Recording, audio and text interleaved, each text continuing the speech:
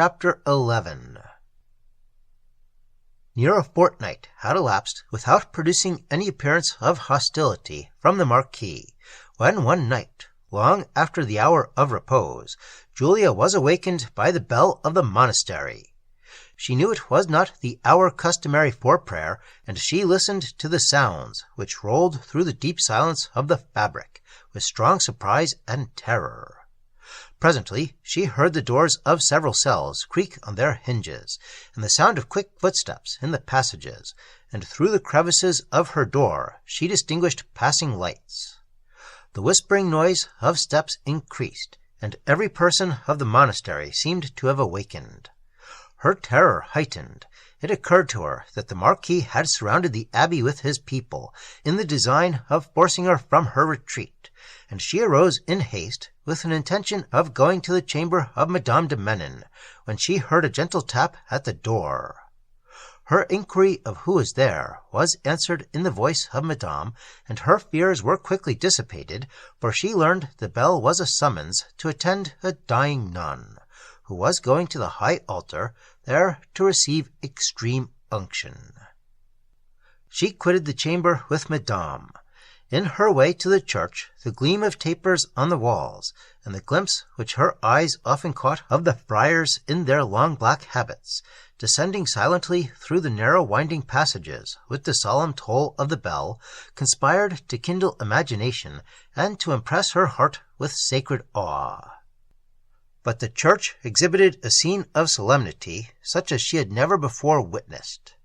Its gloomy aisles were imperfectly seen by the rays of tapers from the high altar, which shed a solitary gleam over the remote parts of the fabric, and produced large masses of light and shade, striking and sublime in their effect.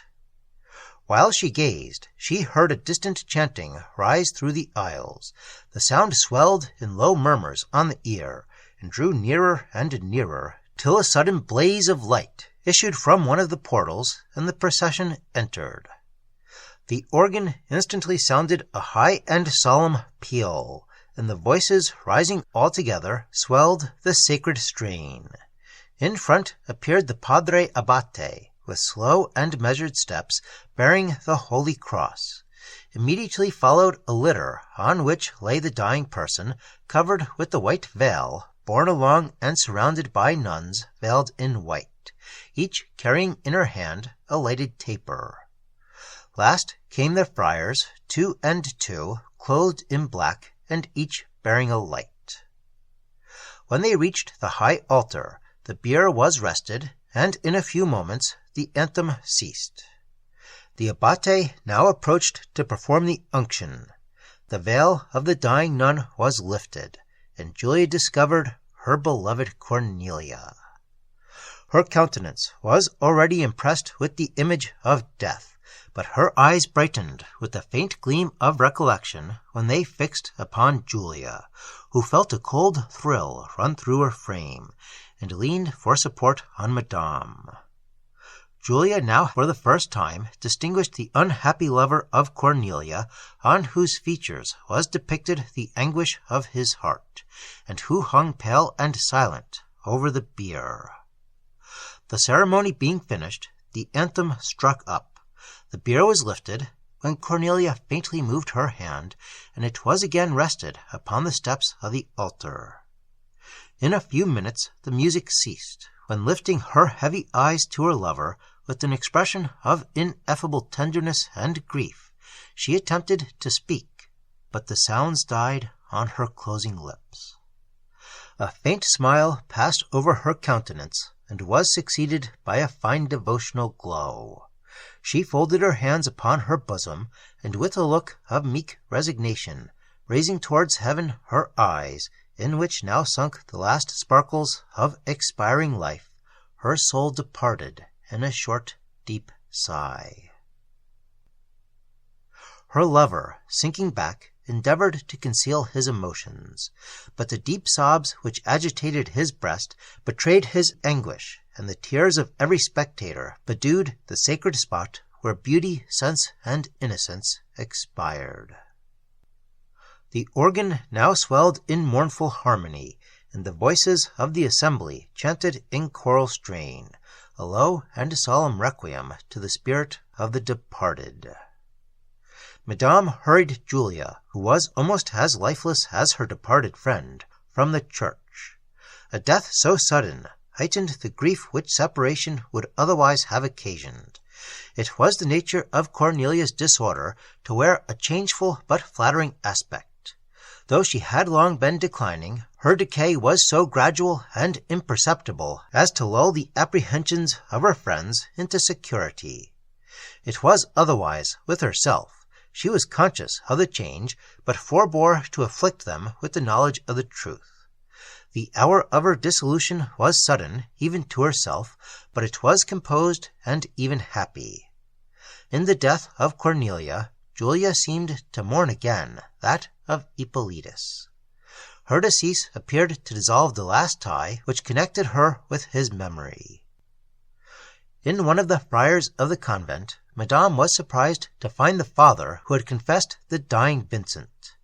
His appearance revived the remembrance of the scene she had witnessed at the castle of Mazzini, and the last words of Vincent, combined with the circumstances which had since occurred, renewed all her curiosity and astonishment. But his appearance excited more sensations than those of wonder. She dreaded lest he should be corrupted by the Marquis, to whom he was known, and thus be induced to use his interest with the Abbate for the restoration of Julia. From the walls of the monastery, Julia now never ventured to stray. In the gloom of evening, she sometimes stole into the cloisters, and often lingered at the grave of Cornelia, where she wept for Hippolytus, as well as for her friend. One evening during vespers, the bell of the convent was suddenly rung out. The Abbate, whose countenance expressed at once astonishment and displeasure, suspended the service and quitted the altar. The whole congregation repaired to the hall, where they learned that a friar, retiring to the convent, had seen a troop of armed men advancing through the wood, and not doubting they were the people of the Marquis, and were approaching with hostile intention, had thought it necessary to give the alarm.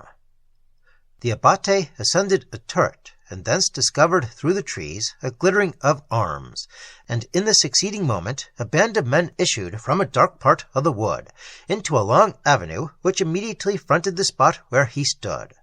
The clattering of hoofs was now distinctly heard, and Julia, sinking with terror, distinguished the Marquis heading the troops, which soon after, separating in two divisions, surrounded the monastery.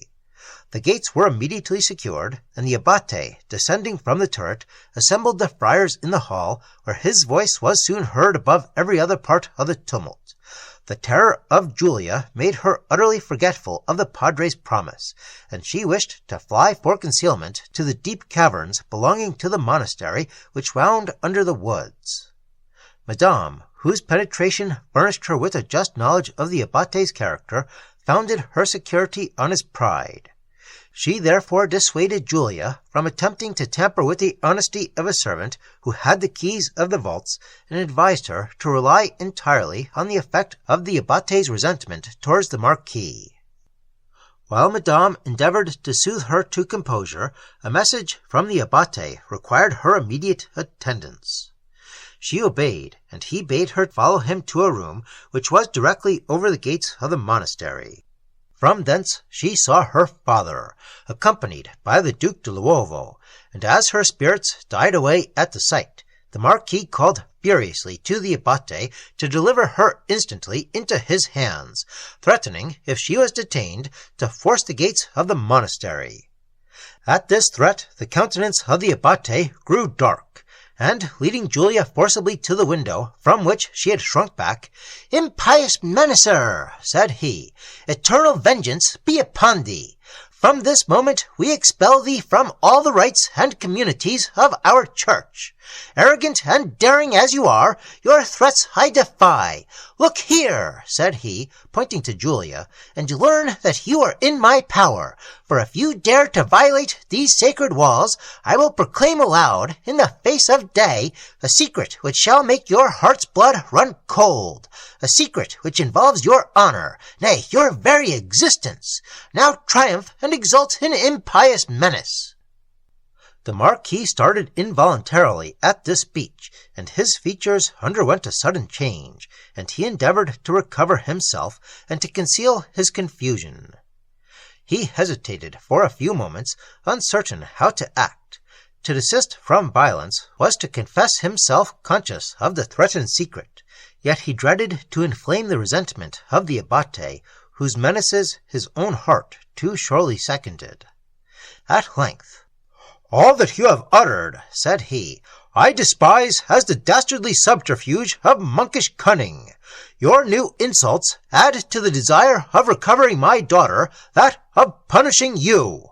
I would proceed to instant violence, but that would now be an imperfect revenge. I shall therefore withdraw my forces and appeal to a higher power. Thus shall you be compelled at once to restore my daughter and retract your scandalous impeachment of my honor." Saying this, he turned his horse from the gates, and his people following him quickly withdrew, leaving the Abbate exulting in conquest, and Julia lost in astonishment and doubtful joy. When she recounted to Madame the particulars of the conference, she dwelt with emphasis on the threats of the Abbate. But Madame, though her amazement was heightened at every word, very well understood how the secret, whatever it was, had been obtained. The confessor of Vincent she had already observed in the monastery, and there was no doubt that he had disclosed whatever could be collected from the dying words of Vincent. She knew also that the secret would never be published unless as a punishment for immediate violence, it being one of the first principles of monastic duty to observe a religious secrecy upon all matters entrusted to them in confession. When the first tumult of Julia's emotions subsided, the joy which the sudden departure of the Marquis occasioned yielded to apprehension. He had threatened to appeal to a higher power, which would compel the Abbate to surrender her. This menace excited a just terror, and there remained no means of avoiding the tyranny of the Marquis but by quitting the monastery. She therefore requested audience with the Abbate, and having represented the danger of her present situation, she entreated his permission to depart in quest of a safer retreat. The Abbate, who well knew the Marquis was wholly in his power, smiled at the repetition of his menace and denied her request, under pretense of his having now become responsible for her to the Church. He bade her be comforted and promised her his protection, but his assurances were given in so distant and haughty a manner that Julia left him with fears rather increased than subdued. In crossing the hall, she observed a man hastily entering in from an opposite door. He was not in the habit of the order, but was muffled up in a cloak and seemed to wish concealment. As she passed, he raised his head, and Julia discovered her father.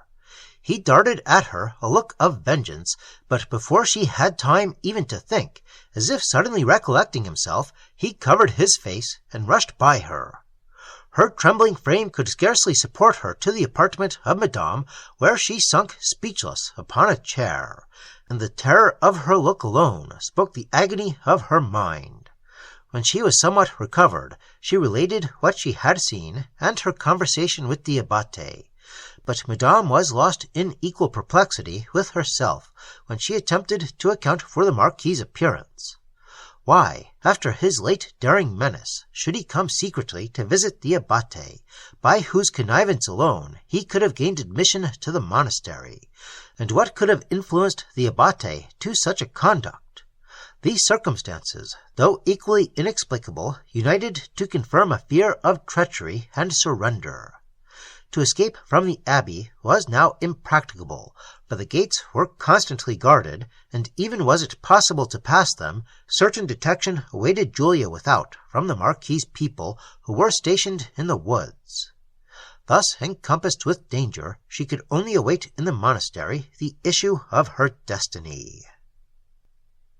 While she was lamenting with Madame her unhappy fate, she was summoned once more to attend the Abbate. At this moment her spirits entirely forsook her. The crisis of her fate seemed arrived, for she did not doubt that the abbate intended to surrender her to the Marquis, with whom she supposed he had negotiated the terms of accommodation. It was some time before she could recover her composure sufficient to obey the summons, and when she did, every step that bore her towards the abbate's room increased her dread. She paused a moment at the door ere she had courage to open it. The idea of her father's immediate resentment arose to her mind, and she was upon the point of retreating to her chamber when a sudden step within, near the door, destroyed her hesitation, and she entered the closet. The Marquis was not there, and her spirits revived.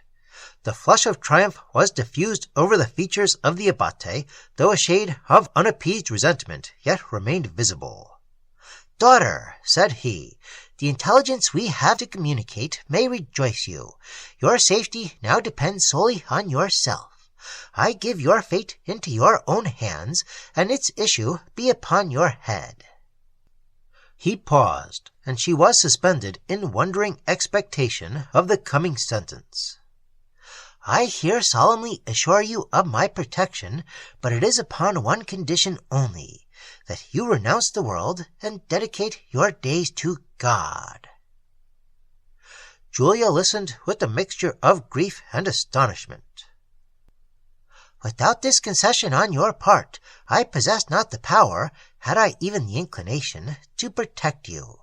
If you assume the veil, you are safe within the pale of the Church from temporal violence. If you neglect or refuse to do this, the Marquis may apply to a power from whom I have no appeal, and I shall be compelled at last to resign you.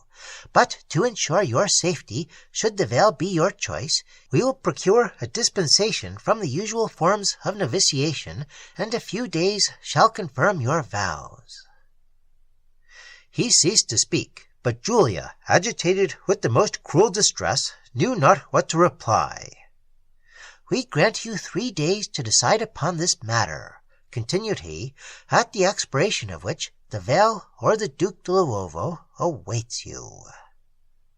Julia quitted the closet in mute despair, and repaired to Madame, who could now scarcely offer her the humble benefit of consolation. Meanwhile, the abbate exulted in successful vengeance, and the Marquis smarted beneath the stings of disappointment.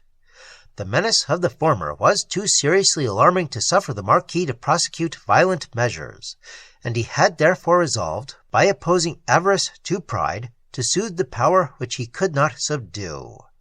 But he was unwilling to entrust the abbate with the proof of his compliance and his fears, by offering a bribe in a letter, and preferred the more humiliating but safer method of a private interview. His magnificent offers created a temporary hesitation in the mind of the abbate, who, secure of his advantage, showed at first no disposition to be reconciled, and suffered the Marquis to depart in anxious uncertainty. After maturely deliberating upon the proposals, the pride of the abbate surmounted his avarice, and he determined to prevail upon Julia effectually to destroy the hopes of the Marquis by consecrating her life to religion. Julia passed the night and the next day in a state of mental torture exceeding all description. The gates of the monastery, beset with guards, and the woods surrounded by the Marquis's people, made escape impossible. From a marriage with the Duke, whose late conduct had confirmed the odious idea which his character had formerly impressed, her heart recoiled in horror, and to be immured for life within the walls of a convent was a fate little less dreadful. Yet such was the effect of that sacred love she bore the memory of Hippolytus, and such her aversion to the Duke, that she soon resolved to adopt the veil. On the following evening she informed the abbate of her determination. His heart swelled with secret joy, and even the natural severity of his manner relaxed at the intelligence. He assured her of his approbation and protection with a degree of kindness which he had never before manifested, and told her the ceremony should be performed on the 2nd day from the present. Her emotion scarcely suffered her to hear his last words. Now that her fate was fixed beyond recall, she almost repented of her choice. her fancy attached to it a horror not its own, and that evil which when offered to her decision she had accepted with little hesitation, she now paused upon in dubious regret. So apt we are to imagine that the calamity most certain is also the most intolerable. When the Marquis read the answer of the Abbate, all the baleful passions of his nature were roused and inflamed to a degree which bordered upon distraction. In the first impulse of his rage, he would have forced the gates of the monastery and defied the utmost malice of his enemy. But a moment's reflection revived his fear of the threatened secret, and he saw that he was still in the power of the superior. The Abbate procured the necessary dispensation, and preparations were immediately begun for the approaching ceremony.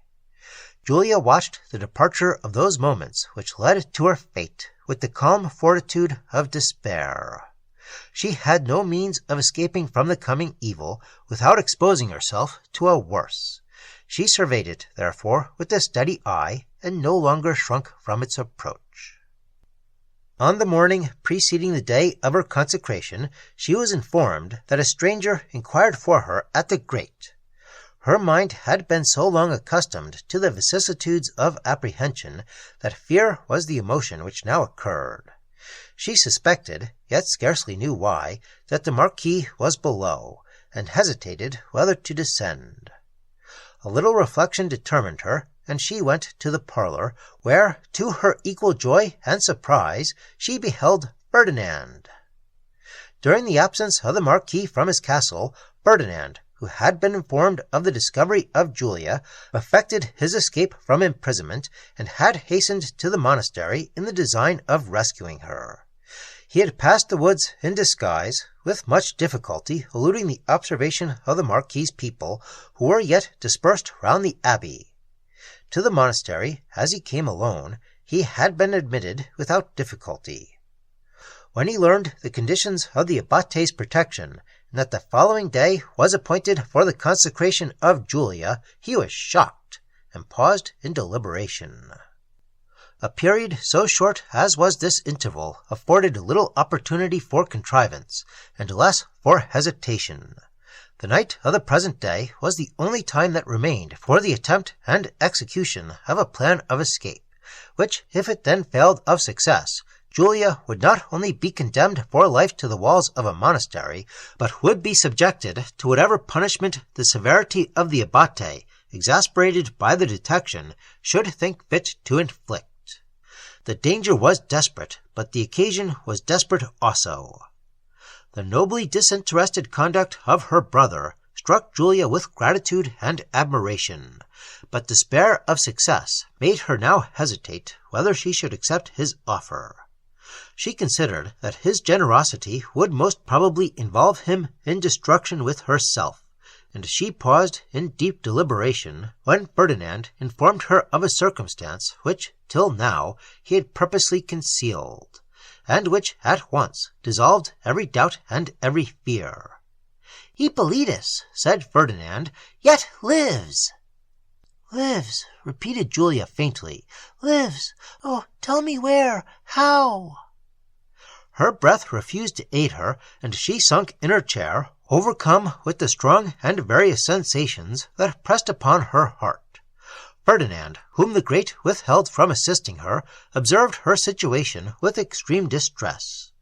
When she had recovered, he informed her that a servant of Hippolytus, sent no doubt by his lord to inquire concerning Julia, had been lately seen by one of the Marquis's people in the neighbourhood of the castle.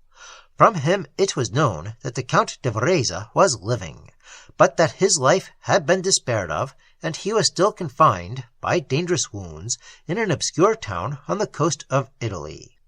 The man had steadily refused to mention the place of his lord's abode.